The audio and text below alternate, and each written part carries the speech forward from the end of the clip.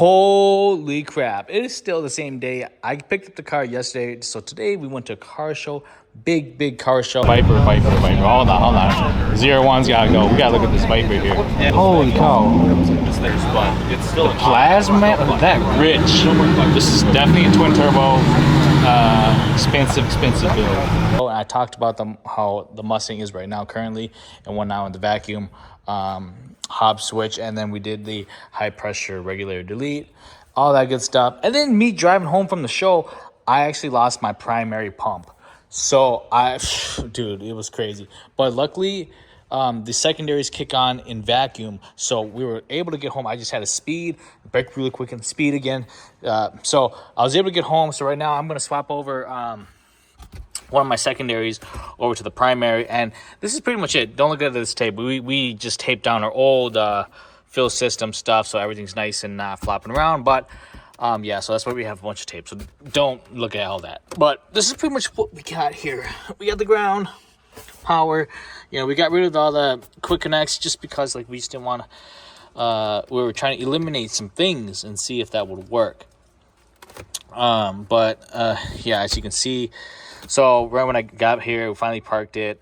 I noticed all my wires were warm, and that. So all three of these pumps are pretty much running, I wouldn't say all the time, but pretty much majority of the time with the vacuum Hobbs switch. You just slightest bit of throttle, these pumps are coming on. So I think we're definitely going back to the pressure Hobbs switch. That's a one. And like I said, this is dual 525s, and we just been having all sorts of issues. It runs fine for an hour or so, and now we're just having all sorts of issues. That's our ground. We sealed it. I don't know what else to really look at. I don't really know what to really do anymore. I've never had a primary pump fail. It's always been the secondaries, which is super weird. I'm confused, you guys.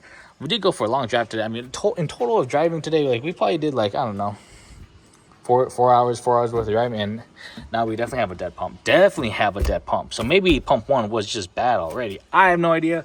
Well, we got a dead pump. We're gonna swap it over and see if we can get the car started up. Okay, so far I've got it switched, my primary over. Just gonna give this a try, see if we get fuel pressure, might go log, I don't know. Let's just try it out. What do you guys think? This is absolutely crazy, man. All right, let's see what we got today, huh? Hey, well, we got fuel pressure. Hey, look. That's a lot better than the one it was. It used to be bouncing 40 and 50. Now it's 50 to 55. That's crazy. Yeah, this side's still going bananas. Anyways, but that's pretty cool. I don't know. Let's go for a drive. Why not, right? Car feels pretty good. Try just doing a.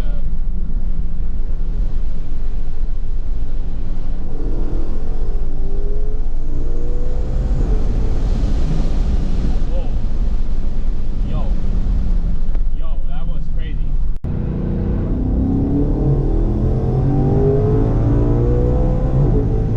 I think we're low on fuel pressure still, but it feels like it's going. I don't know.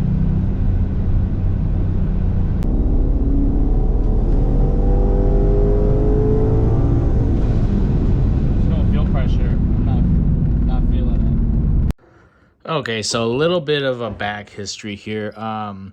We just installed the new FC3 on this pole, so brand new FC3, still in this triple pump setup here, and watch what actually happens here. As I go into wide open throttle here, no fuel pressure at all, go lean, and I'm just this is a brand new FC3. Brand new spanking FC3, and the secondaries that just don't even kick on.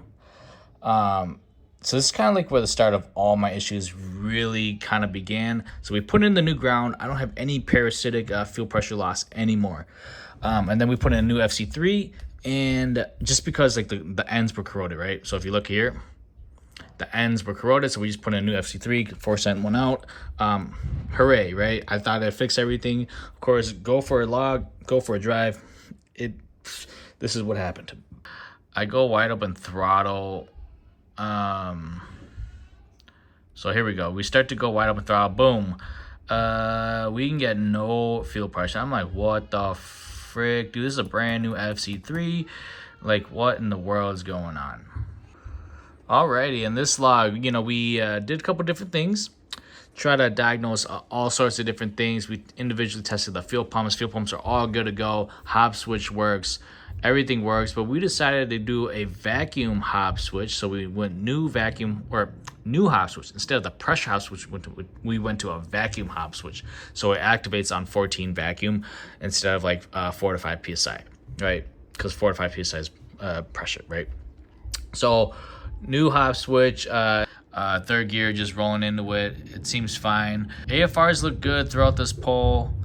7.6, not complaining, but I'm missing fuel pressure here. 30, 40, 30, 40. Missing fuel pressure here. Don't know why. I'm like, car's broken again.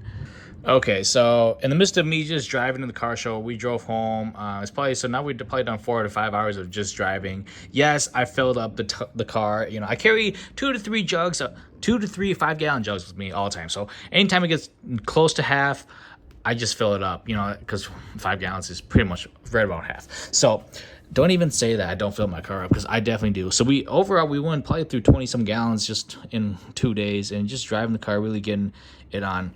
But so primary pump finally, it just crapped out. Driving home, it just totally died. And then I got home, I swapped one secondary into the primary. So now I have one primary and one secondary. And keep in mind, I've ran this ESS kit with two 274s. One primary, one secondary. Just 274s. It took it with no problem. So there's no reason why two 285s can't do it, right? So just going into here, I was just rolling. So we swapped in one of the secondaries in, just rolling in third gear here. Here we go. Boom. AFRs look pretty good. Missing a little bit on the fuel pressure actually on the actual here.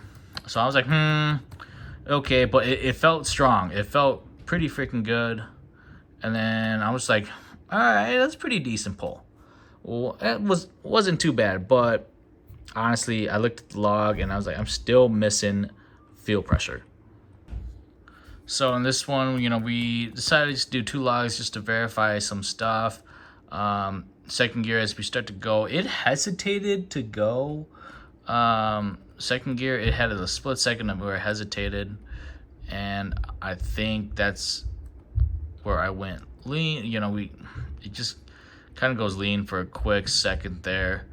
But I get the feel right here. Boom, it spikes as I throttle in, and hesitated, and then we went, which is really weird. So I'm like, man, it hesitated again. That's goofy. And then it's just like, ain't got no fuel pressure now. And keep in mind, this was like a minute, 2 minutes right after the second pull, and it kind of just really just went lean.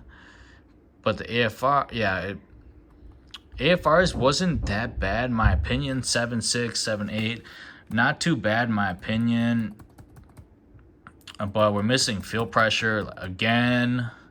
And we started to go lean up top, and I looked over and I'm like, yeah, what the frick?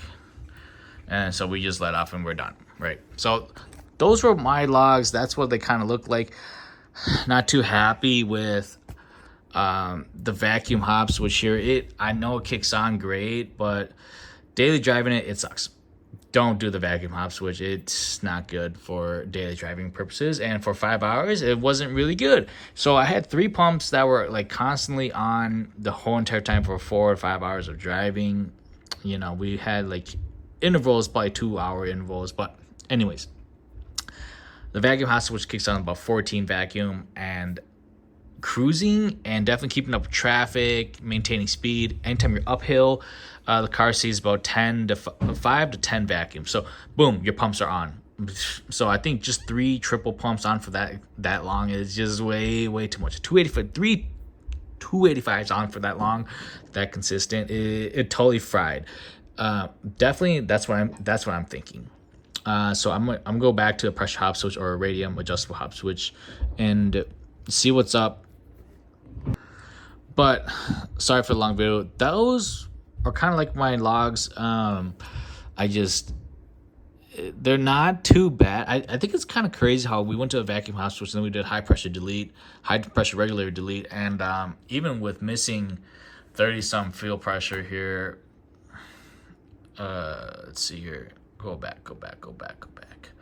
And the car does maintain AFR pretty darn good for missing fuel pressure. I don't know if it's reading that correctly or not, but that fuel pressure is definitely really low for being wide open throttle. And yes, I felt it. The car was freaking slow, dude. It was trash.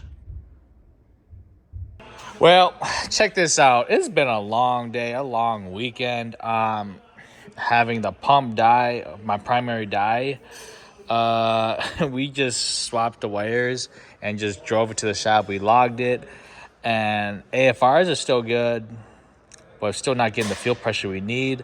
So since one pump died, I figured we're just gonna leave this here rather than driving an hour back home to bring it back here on Monday. Since we're just here, we're just gonna drop it off and leave it here. Sucks we picked it up. We did go to a pretty big event, so I'm happy about that. But it's back in, you guys. We cannot win.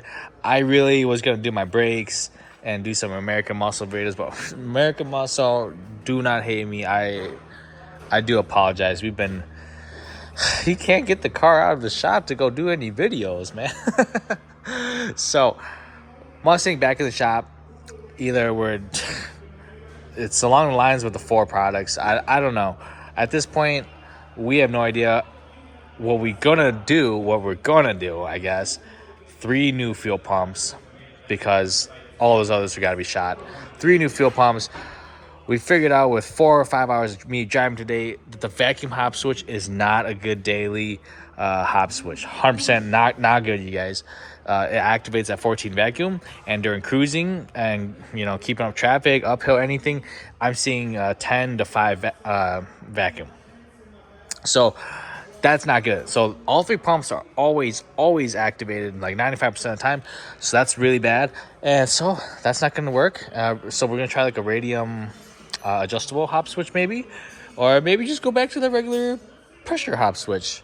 But we do know I separated the wires in the back here, so maybe that will help. I don't know too much. I'm just gonna keep them separated like that, because I strongly believe that was my issues with having warm start issues, and going into boost, having the secondary pumps not kick on when they need to be, when the car is warmed up. And we ran into some issues at power cruise, like in the 4 or 5 hour mark. The secondaries weren't coming on right away. It was hesitating to go.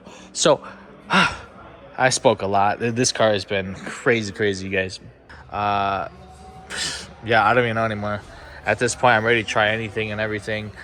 Maybe even go to a brushless. So we'll see what happens. And it's not Ford's fault for the fuel pumps either. Ford doesn't even make any fuel pumps. So don't say it's fuel pumps. They're 3 525s. It's a lot of amps. I get it. But, hey, I don't know, man. At this point, I really don't know anymore. 1 primary, 2 on Hobbs. So that's pretty much it. Mustang back in the shop. We'll see you guys again in like a week or 2. I don't know anymore. Peace out.